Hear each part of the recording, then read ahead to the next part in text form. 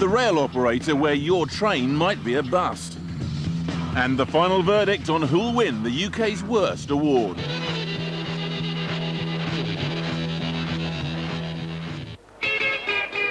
Leeds, it's booming. So is Newcastle. Manchester's busier than ever before, and York's just plain beautiful. And the rail service that connects them, bleeding awful.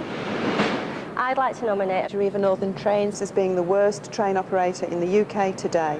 Arriva trains are delayed, Late, terrible, cancelled, dirty, they don't care about the customers. it's a third world train company. It's just the same excuses every time.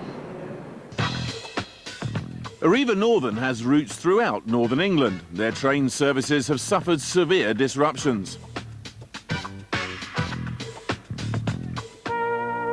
These are Arriva's latest trains. I know what you're thinking. They're just like buses, but don't be fooled.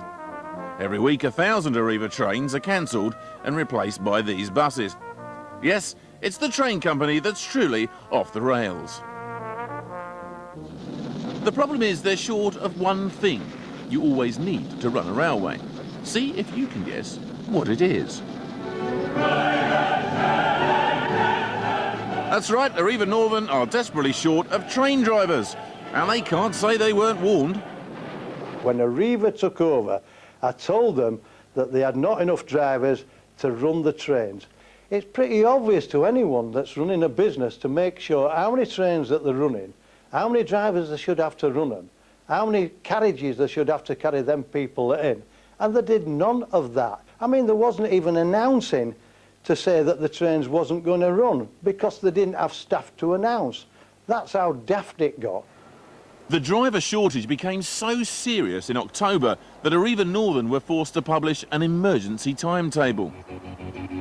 Time for me to try the service for myself, and an early morning meeting with regular Arriva commuter Pauline Garnett. Pauline catches the 6:51 from Thorn North in South Yorkshire, changes at Doncaster in time for the 7:20 to Leeds, where it should arrive just after 8:10. Things don't start smoothly. Well, we're waiting for the 6:51, and it is 6:51, and no train.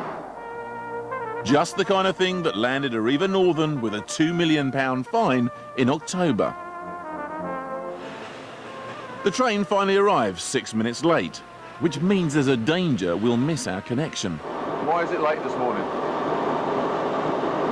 Very slippery down there, but slippery. It's slippery. What needs? Frost on the rails. Down there, yeah. That's why it's going slow. Braking. Once you slip, you slide. And you get across the station then. Oh, I see. Yes, frost. Can't imagine trains ever being able to run in that. We make our connection in Doncaster, and all's looking well, until... We've stopped here and the doors won't open. This is a normal thing. You can sit here for about 5 minutes while they find the instructions to open the door. Not that we need any more passengers. It's getting crowded here. But never mind, we're on target to arrive in Leeds on time. A rarity, apparently. Yesterday our train was delayed by 40 minutes. Then 2 trains pulled into Doncaster and left to go to Leeds 3 minutes apart. There was one train that was packed to the gunnels and people standing on one another's shoulders, and the next train was empty, which was absolutely ludicrous. One person who certainly thinks so is Wakefield MP Dave Hinchcliffe. I go to see him letting Arriva Northern take the strain. Sorry I'm an hour late.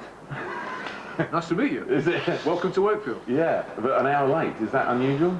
It's a good result. You've done very well, only being an hour late. At least you've got here, which in many respects is quite unusual. I think in a sense in West Yorkshire people have become resigned to a very bad situation.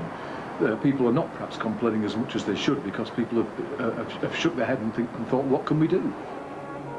So how does a train company end up with no train drivers? It's a simple question of money. With Arriva, it takes 15 months to become a qualified driver, at which point they pay you £24,000 a year. But GNER pay almost £10,000 more. Not surprisingly, as soon as they qualify, many drivers move to better paid jobs, leaving Arriva Northern still short of staff. The ones that have suffered are the passengers out there. They've been paying for a train that hasn't come. Then they've had to go find a bus to take them where they wanted to be. Arriva have a lot to answer for. Arriva say that the franchise was seriously underfunded, understaffed, had insufficient rolling stock and a serious maintenance backlog when they took over in February 2000. They've begun a significant driver recruitment and training programme and are working to restore the service their customers expect and deserve.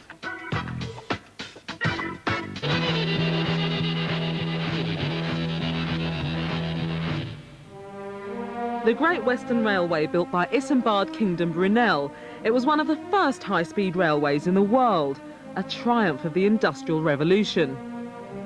Our times have changed. Yeah, the worst thing about the service is crowded trains, delays. Price. 9 out of 10 times it's delayed by half an hour to an hour. I think they're consistently late, consistently poor, and consistently expensive. I'm Matthew Taylor, the Liberal Democrat MP for Truro and St Austell in Cornwall. I have to use First Great Western to get to and from Parliament, but their services have been so awful. Broken trains, lack of air conditioning, toilets not working. That's why I want to nominate them as the UK's worst train company.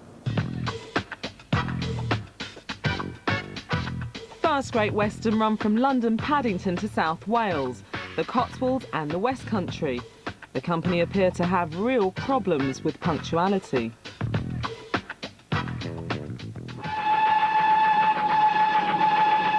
They've even upset one of the railway children. Jenny Agata is exasperated with the service, which she uses regularly to get to her cottage in Cornwall. Complaints like that about First Great Western aren't exactly news to people who watch the industry closely. The truth is, I've seen grown men cry in the last year about the state of the rail service in this part of the world. I've been on trains where people have lost their temper. I've been on trains where businessmen have said they want to kill members of the Great Western management team, and that's not right. When things go wrong, things are really disastrous. I've decided to do a journey from Paddington to Exeter. First sign of chaos, no seat booking service available at the station. Great. And 4 out of 8 arrivals are already running late. Let's see what a few passengers think. We were supposed to be in a meeting in half an hour ago. How often does that happen? No, it's quite frequent. Does it happen regularly on First Great Western? Yeah, all the time. Well, I've only started doing this week and it's been rubbish all week. Apparently Andrew Lloyd Webber, that's Lord Lloyd Webber to you and me, isn't too happy with First Great Western. He wrote to them complaining after 2 disastrous journeys to Plymouth, stating that they're not great, they're not first, and they obviously have considerable problems travelling west.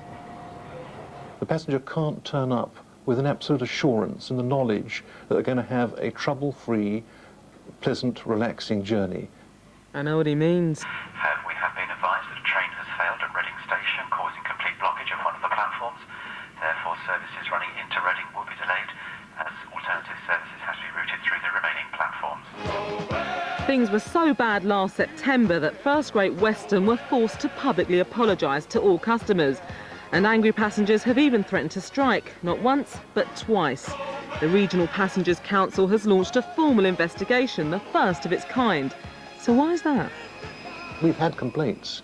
Several thousand complaints each month about First Great Western services. Roughly 2 complaints for every train they run. That's a lot.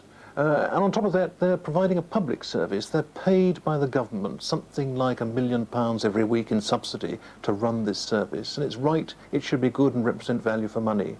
But on top of that, we had a particular problem in the summer of 2001, where in the peak of the summer, something like 1 in every 2 trains was arriving 10 minutes or more late at its destination. And that's just not an acceptable way to run a railway. First Great Western say that they are taking radical action to restore passenger confidence. An £18 million recovery programme will bring extra staff, extra services and shorter journey times. They say that they're the fastest improving train company in the UK, but that they're often let down by the ageing infrastructure.